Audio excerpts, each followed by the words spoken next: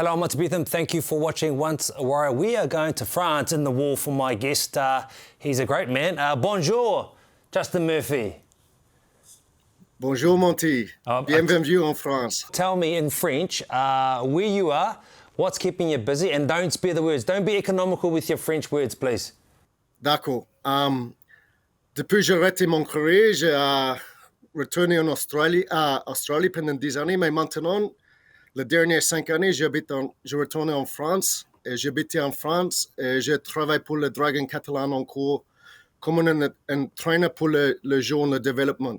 Et ça me plaît. What did you say? Said, since I've been retired, I went back to Australia for a little bit, for 10 years, and then I've been back here the last 5 years or so, living with my family and doing work for the Dragons in development. What is it with the crew that was underneath Daniel Anderson? Because a lot of them seem to go on into the coaching realm. He was teaching us. He was a very good coach. He was teaching us as well, and it gave me another passion to carry on that and to try and teach players. It's not easy for coaching young kids and giving that experience or coaching any group. But teaching and trying to improve a group, Ando was good at doing that individually. And then when we put it collectively, it showed with the results too. So I think Ando was the first real coach that individually put time into the players' development. Mers, what about the game of rugby league in France? Where do you think it's at the moment? The local competition, the French Federation, the competition there, it's semi-professional. I think they've got to try and improve the level of that to try and get more publicity and more recognition for the French game. The development areas, they've still got a lot of work to do in those areas.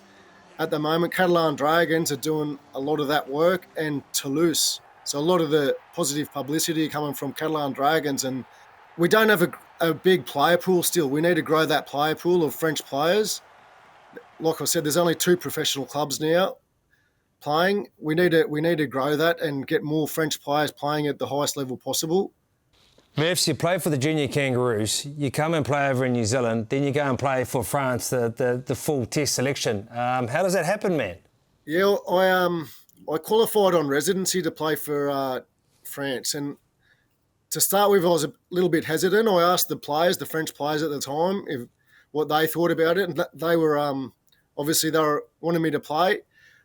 I was married to a French girl, so in my head I thought, well, my children are going to be French and Australian, so I think that representing France would be good for them. They'd have their father that represented France, so I thought it would be a good achievement. I wanted to play for France if it was accepted by the players, and the players accepted that as well, so it was a great achievement. We played against the Kiwis as well. Oh, loving it, Murphs. Boy, you were fast when you played the game, so let's remind the people how fast you were. Here goes Murphy. He's in the side for pace, and he's got plenty of it. Look at him go. Murphy's got the ball. He's over. Justin Murphy. Murphy with some brilliant hard running. He can motor. Murphy breaks the first 2, breaks the third, breaks the fourth. He will be hard to stop. Justin Murphy. Can motor. He comes back in field. Great kick return. Murphy showing some skills. Had a good game, Murphy. Showing some pace as well. He can motor. Murphy as he steps around Rodney Howe, going downfield. Good night. Game over. Murphs, when you see that, scoring tries in that jumper, what memories does it bring back, man? It makes you feel like you're reliving a dream. It was a dream playing for the Warriors and scoring tries, playing NRL, and I was very fortunate to play in such a good group of players there. The players that we had there, you look at them, and I was very privileged to play with guys like you, Ali, Stacey, Torpy, Francis Melly, all the boys there. Were very lucky. Murphs, speed kills. You can't coach it, I think, to a little degree. But when did you realise, what age did you realise that you had a point of difference to other players, man? Well, I didn't have the size. I lacked the size, so I had to have something. And when I was growing up, I was always fast. I could run a little bit faster than everyone else. When my parents were cranky with me, I could always outrun them. I had to come home for dinner though, but I could always outrun them. But it was something I just always had this speed. And then I did some little athletics as a kid as well. I continued to play footy and do little athletics as well. So it was something that I enjoyed doing. Do you look at situations different? Do you look at it thinking speed first mentality, then power? I mean, how did you approach those attacking situations? I looked at it trying to find the space. I thought if I could find space, then I could hopefully create some opportunities or be in some opportunities. And then obviously if the other guys could create that space, I could support them as well. So I could use my speed to support the opportunities created by the other players in the team. When they formed this motley crew of 2001 with Daniel Anderson, I mean, how did you become a member of it all, bro? Yeah, well, I was actually training with the Bulldogs. I was doing I'd finished 2 years at the Bulldogs, and I was unsure if I was going to stay. I wanted to stay, and they were unsure if they were going to keep me. And then Ando got the Warriors job. He'd coached against me for Parramatta in the reserve grade, and he rang me up and asked me to come over for a trial if I was interested to come over just for a trial game. An open trial it was at Mount Albert, and I said, yeah, definitely, I wanted to do that. I had the ambition to play NRL. I'd played one game for the Bulldogs, but I wanted to play more. So Ando offered me that opportunity, and I said, yep, straight away. So I went to Mount Albert and played an open trial there. I played about, I can't remember, 20, 30 minutes, and then I was taken off. I scored 2 tries there, and I wanted to stay on the field and show what I could do, but I got taken off and I didn't play again, so I was a bit unsure of what happened. I thought I was going all right, but... So the process of you scoring those 2 tries, playing in that game in only that 30, 40-minute stint, to you signing full-time for the Warriors, how did that look and how long was it?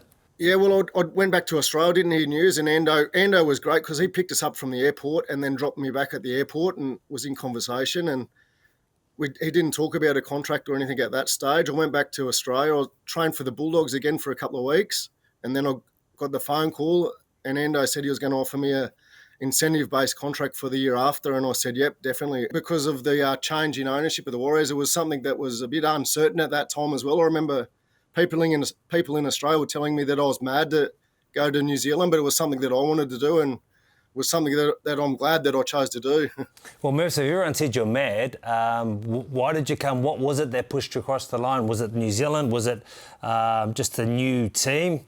Interested to know. Well, I knew how talented you boys were already, so obviously the experience I had at a younger age, I knew you guys were very talented and had that potential. And then when Ando was the coach, the way that he spoke to me and sold me on the thing when I come over for the opportunity, and just the person that Ando was, I thought, well, that's a great opportunity, and I couldn't pass that up. What did he sell you on, and what was going to be your role? Because everyone else that came were very experienced players like Kevin Campion, Ivan Cleary came the year before, but you weren't so experienced. One first-grade game. Because I'd come from the Broncos juniors as well, and then I'd been at the Bulldogs. They were 2 pretty successful places, and had Wayne Bennett at the Broncos and then Steve Folkes, who were 2 hard, experienced coaches. And then Ando, I thought he wanted me to come there as a young kid to push the talented Kiwi boys there as well, because we had Francis Melly, Henry Farfili, some good young Kiwi boys there, and to push those guys at training to help improve everyone. Push them at training? You mean help them with training? That would mean you'd have to be a good trainer yourself, Miss. Not one of your strong points, I may add. Did he realise you probably weren't the fittest player around, although very fast? Explosive. Cardio was a different thing, but explosive. Okay, bro, we'll just talk about that. Obviously, you from the Bulldogs and Ando brought belief, but some of the youngsters there at the time didn't need any belief. They were full of it. The environment and what you remember about training, because everyone was just trying to get up over each other. It was a good sort of competitive feel amongst the place. No, it was great. It was great. The confidence of the players there, like you said, there was never a lack of confidence in those players, and that was very enjoyable to train. You turn up to train there all the time, and you wanted to train and you didn't want to go home.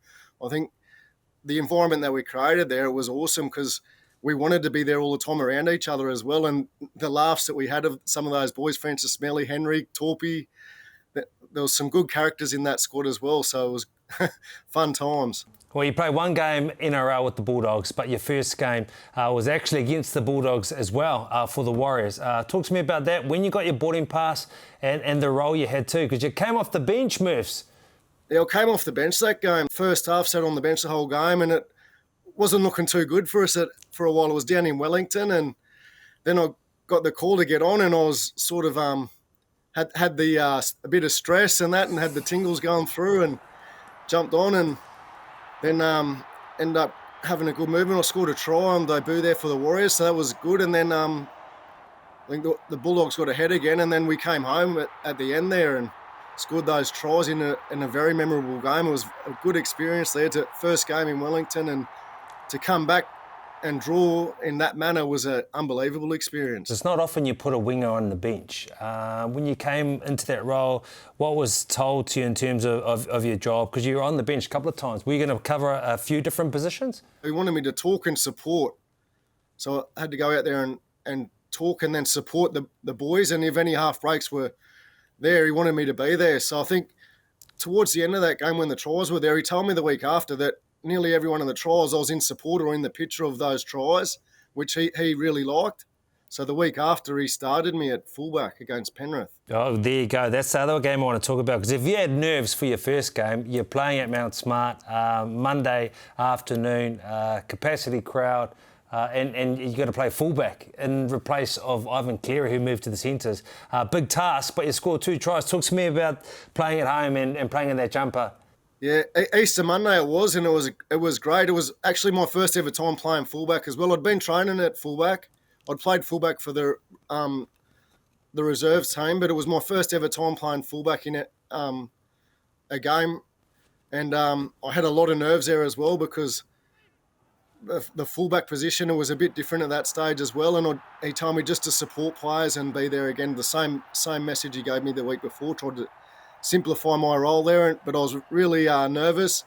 I dropped a couple of balls as well, I think, but I did score 2 tries, and I would have got 3, but I dropped another one close to the line. There's a lot of good talent, and I suppose especially in the wing. I mean, because there was yourself, there was Haynes, Franny, and Shantaine even. Shantaine left the club in a few years. But talk to me about that battle for wing spots and how exciting did it get? Because, I mean, it felt like we were battling every day in con games and really trying to show the other person up. Not because you wanted to be bad towards him, but because Ando just loved it when the boys would express themselves.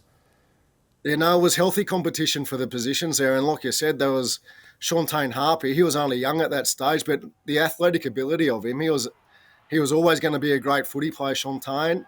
Francis Melly, again, like he was still pretty young then, coming through, just starting up. But his size and his power he could just break tackles all the time for fun, and he was very hard to control. And then when he came in defence off the wing there, he would make the opposition a bit scared and have a look as well. And then Henry's ability as well, he could step, his footwork was very good. Just watching him score those tries in the air, amazing tries. He was like Jordan, he could stay in the air for ages. And then his try celebrations after it was unbelievable. And I think it really got the crowd involved as well. Which was your favourite one, the coconut, or was it the Walkman? I think the Walkman, I like the Walkman. Yeah, I enjoyed that He one did the myself. arrow as well, the bow and arrow. He was very talented, original and talented. And then I was there with my speed trying to compete with those guys as well. So it was very, very, it was tough to compete with those boys. Once I got an opportunity there, I just wanted to make sure that I was safe. I didn't want to make errors. I wanted to make sure that I caught the ball on the full. I got back to kick, so I tried to get us in a good position to get the sets rolling early on, and just didn't want to make errors, and then tried to be safe as I could. Mervs, who was the fastest? And let's not lie about it. Let's be straightforward and honest. I mean, what you're in playing and everyone wants to know, you never know. But, I mean, between those guys, do you think you had the money on them all? Be honest. I think I was always the fastest. Wherever club I went, I was always the fastest there. So I reckon I was. Okay, over all the distances, or is it just a particular top-end speed? I'd get going around 40, and then I could get going till the end then. So it took me a little bit to go, I think. But I don't know. Yeah, I reckon over 10 maybe not, but after it got over 20, I reckon yes. So who were the fastest guys after you then? So was it Franny, it was Henrik? So I know they'll be watching. They'll be waiting on your every call in terms of what you say. They'll both tell you that they were as well. I reckon Francis might have been just a bit quicker than Henry. Oh, he won't like that, Mervs. He will not like that, yeah. Henry Farfelli. No. I reckon he might have just been a bit quicker. Henry went fast sideways a lot too, though, with his footwork. One place where speed didn't matter was in the sandpit. Now, I know that's not a place that you enjoyed going because, unlike the other wingers, you weren't that big body and you couldn't rely on speed in the quicksand. Talk to me about those times, man. I dreaded the sandpit out the back there, and then you had Paliacino. Endo would make you tackle Sisu, Paliacino, Tuki, all those big boys there. And I'd just be going there, closing my eyes, going boom.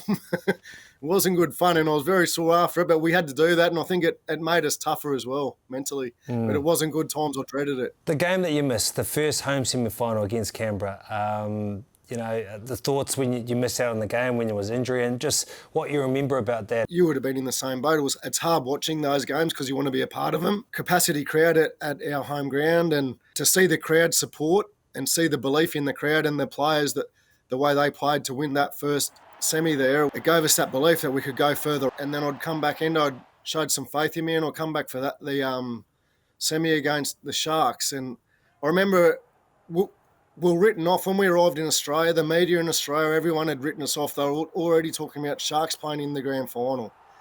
So they gave us no chance, and that just put in our head that extra determination to prove them wrong. And we knew in ourselves that we could do it. We didn't understand why the Australian media had written us off.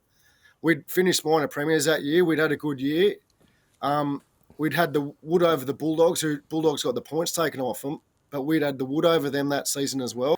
And in the game, it was in the balance. There was a couple of big plays. I think Mutu Tony got that try in the first half. That was a big play by him in defence, and then he ended up with the ball and scored. And then to see John Carlo at the end get that kick, we just knew we were home after that. It was just a great feeling, and to see the crowd celebrate that and the club, and then after that, when we arrived back in New Zealand, was unbelievable. Let's talk about John Carlo a little bit more. That try is iconic, him getting on that loose ball, that kick that was put through to score that try. The player he was, unsung hero for me. Yeah, he was. He was very safe. He was a consistent player all the time. You knew what you were going to get out of him. He was a big body. He was fast, had speed. He defended well, and I played outside of him there, and he talked well as well to me. So that try that he scored, it's just like you said, that'll live in our memories for ages, and I think that'll be one of the most memorable tries New Zealand, the Warriors, have ever scored. Would you believe that the country would get so up and excited about a rugby league side? We're gaining momentum and gaining support, but I didn't expect anything like that when we got back after the Cronulla game, qualifying for the final, when we arrived back at the Auckland airport, to see how many people were waiting there. I do remember the team saying, "Oh, everyone wait here." The manager's telling everyone to wait, and Tuki's there, and then next minute we hear this big roar, and Tuki's gone out by himself early on. He wanted to get the first roar. To do that for New Zealand and see the rugby league, the impact that the Warriors had on not only rugby league, but on the society in Auckland and New Zealand at that time, I think it was something very positive as well for the country as well, for New Zealand. With sport, I think we can do many great things, and through our time at the Warriors, we gave those guys, I think, belief that they could achieve things in their lives if they put their things down to how we did, achieving things on the rugby league field. I think it was a great time for us. Mersh, your thoughts of the grand final? The whole time went quickly, training and coming to Australia, and I think we were just happy to play that year to make the grand final, but we should have had in our head straight away, we want to win that grand final, not make the grand final. Our Roosters were a very good team and they deserved to win that year, but I think that there was a few different little moments in the preparation of it that if we had a bit more experience in doing that, it would have held a bit better for us. Merce, after 2002, huge year for you, grand final winger, but then 03 and 04, you didn't play as many games. Francis and I think Henry played the most. Was that because it was size? What do you think was the difference? I thought the boys had been playing well. They'd both earned their spots in the team. Francis was probably the best winger in the world at that stage. Henry had been playing really good footy as well, so the competition had lifted again. Henry had played good all year and earned his spot there. I was trying to push him for that spot, and the opportunities didn't come my way as much. And if you're going to be behind two boys, it's two good players to be behind, I think. And then you go to Super League and you become in the dream team. Yeah, 2006, got in the dream team from Catalan Dragons, the first year ever, and got the top try scorer in Super League. So, Merce, who can you thank for taking you under their wing in your time, you reckon, who helped you out? at the Warriors. I think everyone says Mad Butcher. Mad Butcher made us feel at home. Being an Australian coming there, he made everyone feel at home, the Mad Butcher around the club, and he'd do anything for you. And still to this day, he would as well. For any player there, he's very generous and he'd do anything. So Peter's not happy with you because what happened? He got made the honorary ambassador. Tell us the story. Yeah, they retired his jersey, the Mad Butcher, jersey number 19 in 2001 because of the work that he did for the club, and the jersey was retired. But a few weeks after they retired it, we played a game down in Melbourne, and I actually wore his jersey number 19. So I'm the only one to wear his jersey, and that's the game where we drew and made the finals for the first time. I'm sorry about that, Sir Peter, but it wasn't my decision. It was beyond my control. I just get given the jersey and I can't do anything else. At the Warriors, who are the players that you love to play alongside and why? It's hard to single out players. I love playing with all of the players, like you said, who were playing good. Stacey, you can't go past Stacey. I was lucky to play with him in France as well. When I got to New Zealand, he was carrying rugby league. It was Stacey in rugby league and Jonah Lomu in rugby union. So the impact that Stacey had on rugby league in New Zealand, it's you can't imagine the impact that he had. And Stacey was the best player in the world at that stage. He gave us all confidence. Stacey was so good. When you knew he was there and on his game, we just had to do our role, and Stace would win us the game easily. If he played in Australia, he'd be one of the immortals for sure over there, Stace, I reckon.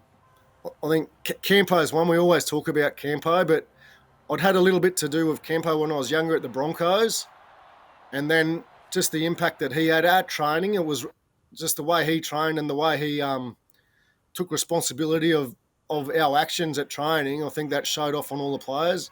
Ivan Cleary, we called him the Iceman at that stage, and he was always a bit like a school teacher as well, so you can see why he's been such a good coach. Jerry Sisu, he's jokes on the bus, they were terrible, but we'd always laugh and we'd want to hear more of them. Tukes, love playing with Tukes. I live with Tukes. Nat Wood was another character early on. I enjoyed the time around him. He was a very funny bloke. I think he had ADD or something. He could never sit still, so you'd always have to be on alert around him as well. It was when I first moved to Auckland, and Ando put me in with Nat Wood and Villasanti. And here I am, a young, quiet country kid from Queensland. Next minute I'm in with these two lunatics. I'm thinking, what's going on here? And I remember one time in the car, they were having an argument about a bet or about something in the car. And I was in the back. I think Villa was driving. Nat was in the back arguing with Villasanti in the front. Nat got cranky. He's taking his watch off and he's giving me his watch. I'm thinking, what's he going to do here? He would have fixed them up. Nat, settle down, mate. How do you summarise your time at the Warriors, Mavs? Unbelievable. I'm very grateful that I played there. It's the Warriors always will hold a special place in my heart, and every game I still get up early. I want to watch the Warriors play and succeed. Every time I watch them play now, and still when they win now, it makes you happy being a former Warrior. I'll get so proud, and seeing the team this year competing so well again and putting themselves in good positions, it makes me proud to be a former Warrior. Mavs, once a Warrior, always a Warrior. We thank you for your valued contribution to being even the first team to make it to the grand final for this club. No worries. Thanks a lot, and it's always a pleasure, Monty, and it's always a pleasure to chat with you as well. I always enjoy catching up. I'm Monty Betham. I'll see you next week for another episode of Once a Warrior. Here goes Murphy. He's in the side for pace, and he's got plenty of it. Look at him go. Murphy's got the ball. He's over. Justin Murphy. Murphy with some brilliant hard running. He can motor. Murphy breaks the first two, breaks the third, breaks the fourth. He will be hard to stop. Justin Murphy. Ken Motor. He comes back in field. Great kick return. Murphy showing some skills. Had a good game, Murphy. Showing some pace as well. He can motor. Murphy as he steps around.